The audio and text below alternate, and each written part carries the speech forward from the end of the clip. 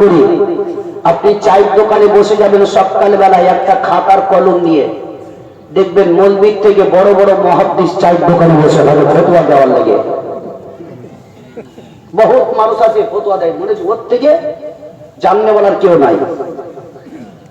কিন্তু ফের ওকে যদি জিজ্ঞাসা করা হয়, ভাই একটু বলো তো দোয়া কোনটা পড় হতো, বলছে ওইটাই জানি না।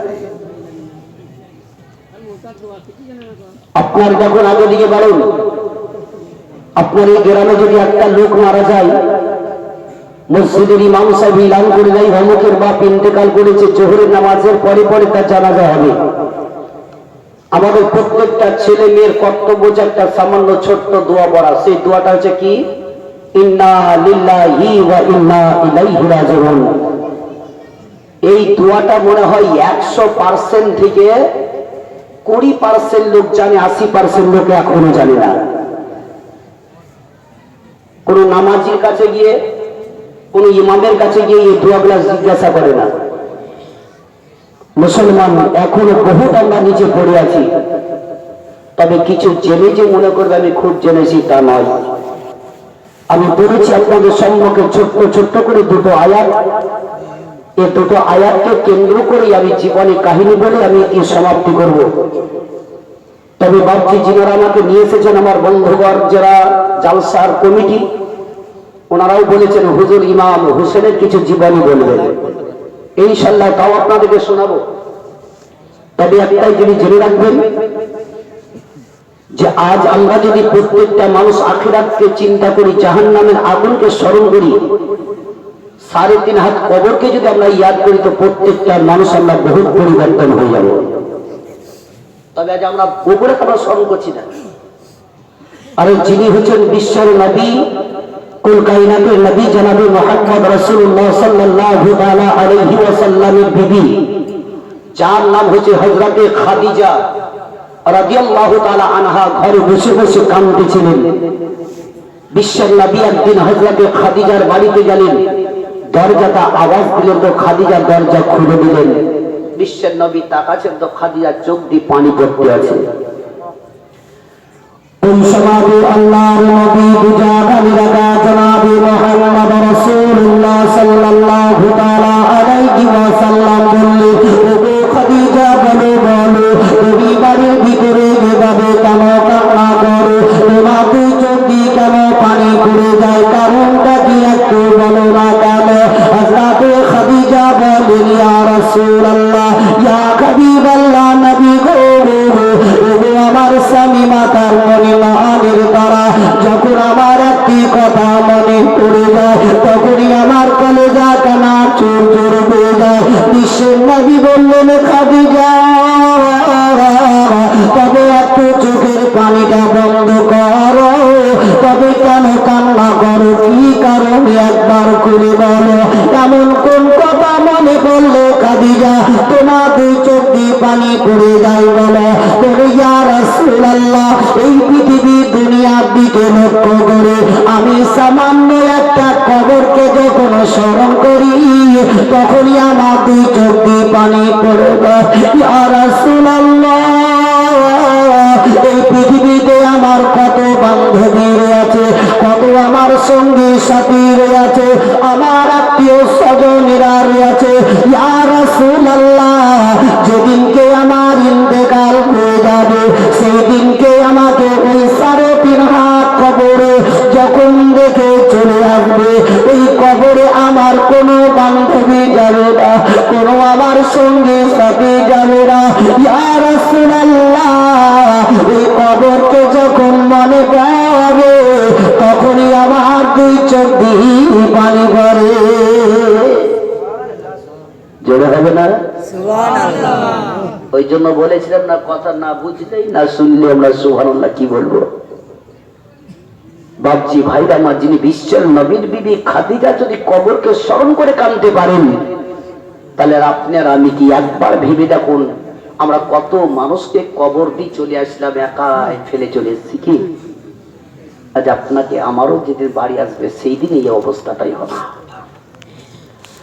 বিশ্বের নবী আমার হযরতে খাদিজা রাদিয়াল্লাহু তাআলা আনহাকে বলতে লাগলেন, ওগো খাদিজা একটু চোখের পানিটা বন্ধ করো। বিশ্বের নবী আমার টুকটুক করে চলতে আরম্ভ করলেন। যার নাম হলো মা আয়েশা সিদ্দিকা রাদিয়াল্লাহু তাআলা আনহার বাড়িতে চলে গেলেন। দয়ার নবী মুস্তাফা আয়েশার বাড়িতে যাওয়ার পর এমনকি তিনার জাঙ্গির উপরে মাথা দিয়ে বিশ্বের নবী আমার আরাম করতেছিলেন। দয়ার নবী টুকটুক করে খাদিজা আয়েশার মুখের দিকে দেখে, আর হযরতে আয়েশা সিদ্দিকা রাদিয়াল্লাহু তাআলা আনহা বিশ্বের নবীর মুখের দিকে তাকিয়ে দেখে। এমন সময় বিশ্বের নবীর মাথাতে সামান্য একটু বেদনা উঠে গেল। ওই সওয়াবের নবী আমার বললেন, ওগো আমার হুমায়রা, ওগো আয়েশা গো, আমার মাথাটা একটু উঁচু করে দাও।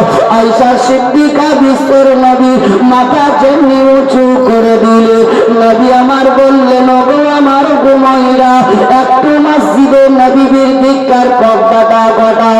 যেমনি পর্দা ঘটিয়ে দিলে দয়ার নবীর নজরটা ওই মসজিদে নবীর দিকে পড়ে গেল। নবী আমার সমস্ত ওই মুসল্লিগণকে দেখে দয়ার নবী বললেন, হুমায়রা, আমার মাথায় একটু নিচু করে দাও। দয়ার নবীর মাথাটা নিচু করে দেওয়া বলে নবী আমার কাঁদতে আরম্ভ করলে। নবীর দুই চোখ দিয়ে পানি পড়ে যায়। আয়েশা বললেন, ইয়া রাসূলুল্লাহ, ইয়া হাবিবাল্লাহ, নবী গো, ওগো আমার স্বামী মাথার মনি না আনের তারা, আপনি কেন এইভাবে কান্না করে? আপনার দুই চোখ দিয়ে কেন পানি পড়ে যায়? নবী আমার বললেন, ওগো আমার হুমায়রা, আমি কান্না করতেছি একমাত্র খুশিতে কাঁদি।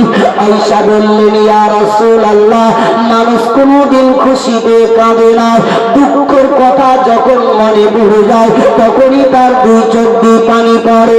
তবে আপনি খুশিতে কান্না করতেছে, কারণটা কি একটু বলুন না কেন? আমি আয়েশা কিছু সহ্য করতে পারে না। দয়ার নবীর দিকে তাকিয়ে মা আয়েশা সিদ্দিকা রাদিয়াল্লাহু তাআলা আনহা বলেন, ইয়া রাসূলুল্লাহ, ইয়া হাবিবাল্লাহ, নবী গো, কাউরে যখন দুনিয়া থেকে বাপ চলে যায়, ওই বাপকে যখন মনে পড়ে যায় তখনই তার দুই চোখ দিয়ে পানি পড়ে যায়। কাউরে যদি দুনিয়া থেকে মা চলে যায়, ওই মা জননীকে যখন স্মরণ করে দেয়, মায়ের মুখখানা যখন চোখের সামনে ভেসে ওঠে তখনই তার দুই চোখ দিয়ে পানি পড়ে। কাউরি যদি ছেলে মেয়ে পৃথিবী থেকে দুনিয়া থেকে বিদায় নেয় তখনই তার মা বাপের ওই বাচ্চার দিকে যখন লক্ষ্য করে যায় তখনই সে এমন কান্না করতে থাকে। তবে আপনি খুশিতে কাঁদছেন, কারণটা কি বলো? আয়েশা সিদ্দিকার দিকে তাকিয়ে বিশ্বের নবী বললেন, ওগো আমার হুমায়রা, একবার মসজিদে নবীর দিকে তাকিয়ে তাকিয়ে দেখো। ওগো হুমায়রা, আমার উম্মতেরা, ওই মদিনার লোকেরা মসজিদে নববীতে নামাজের জন্য একত্র হয়েছে। ওই নামাজকে প্রতিষ্ঠিত করতে গিয়ে বদরের যুদ্ধের ময়দানে লড়াই করেছি। ওই নামাজকে আবাদ করতে গিয়ে উহুদের যুদ্ধের ময়দানে লড়াই করেছি।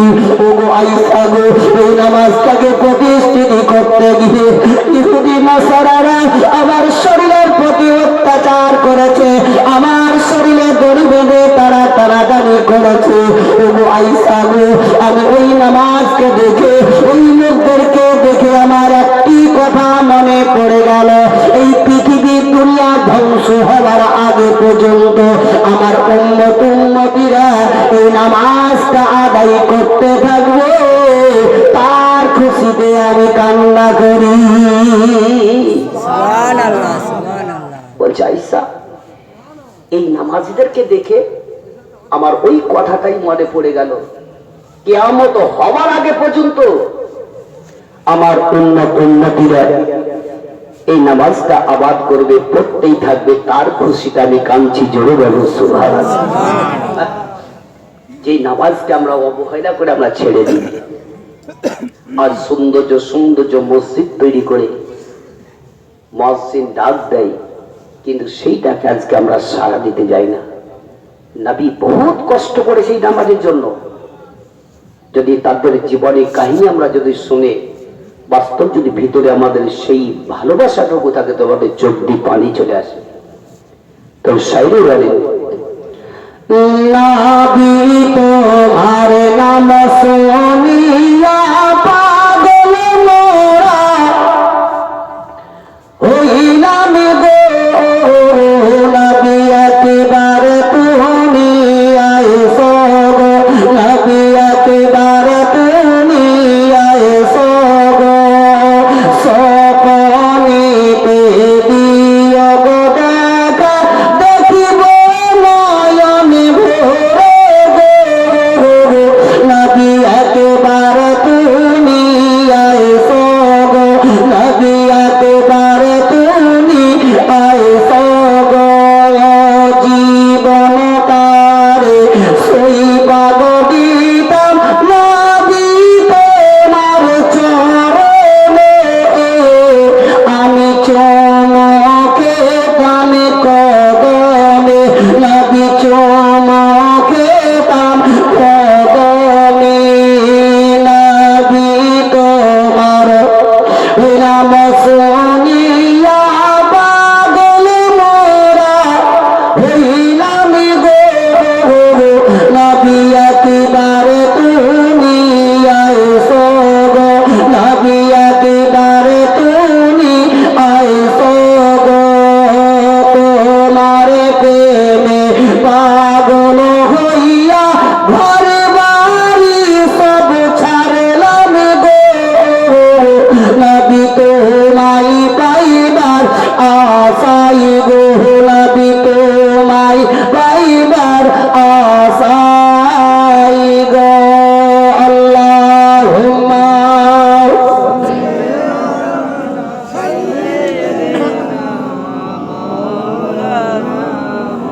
মুহাম্মাদ ওয়া আলা আলি সাইয়্যিদিনা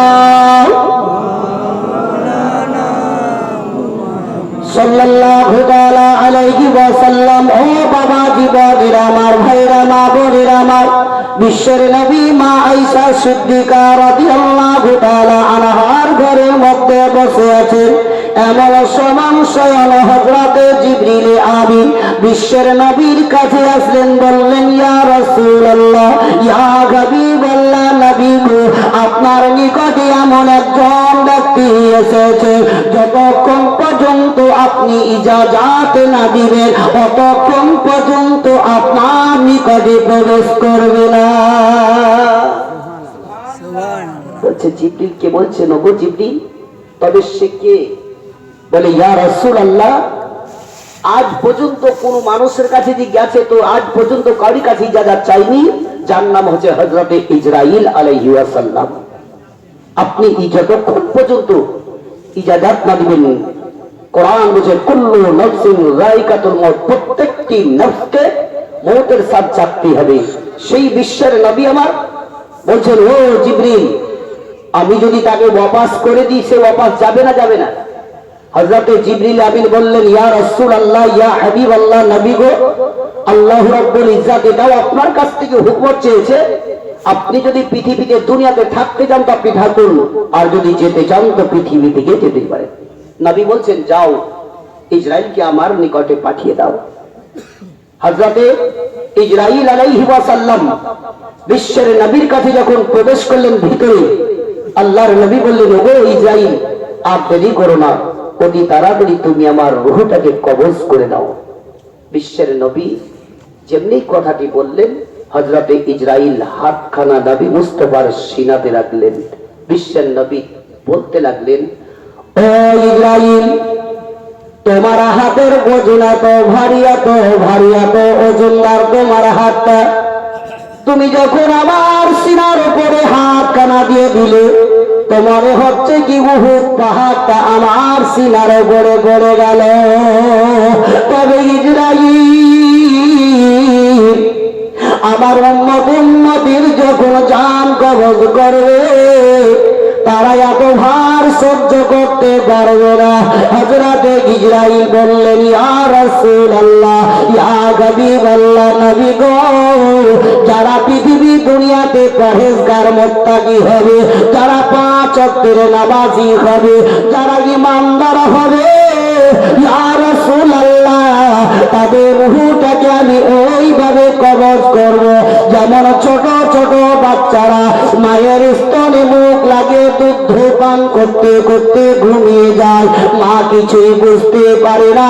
ইয়া রাসূলুল্লাহ, আমি ওই মুত্তাকিন সলিহিন ব্যক্তিদের রূহটাকে এমন করে কবজ করব তারা কিছুই বুঝতে পারবে না। বলে, ইয়া রাসূলুল্লাহ, ইয়া হাবিবাল্লাহ, নবী গো, যারা আল্লাহ রাসূলকে চিনে না, রাসূলের প্রতি যারা ভালোবাসা রাখে না, যারা মসজিদ মাদ্রাসা চিনে না, যারা আলেমদের শ্রদ্ধা করে না, ইয়া রাসূলুল্লাহ, তাদের রূহটাকে আমি ওইভাবে কবজ করব যেমন একটি বাবলা গাছের কাঁটার উপরে একটা পাতলা হালকা কাপড় যদি রেখে দেওয়া হয়, ওই কাপড়টা যখন নেওয়া যাবে তখনই ছিটতে ছিটতে চলে আসবে। ইয়া রাসূলুল্লাহ, ওই ব্যক্তিদের রূহটাকে আমি ওইভাবে টানতে টানতে বের করব, তখনই কাউরির পা দুটো বেঁকা হয়ে যাবে, কাউরির হাত বেঁকা হয়ে যাবে, কাউরির মুখ হাঁ হয়ে থাকবে, কাউরির চোখ দুটো দাঁড়িয়ে থাকবে, কেউ পেশাব পায়খানা করে দিবে।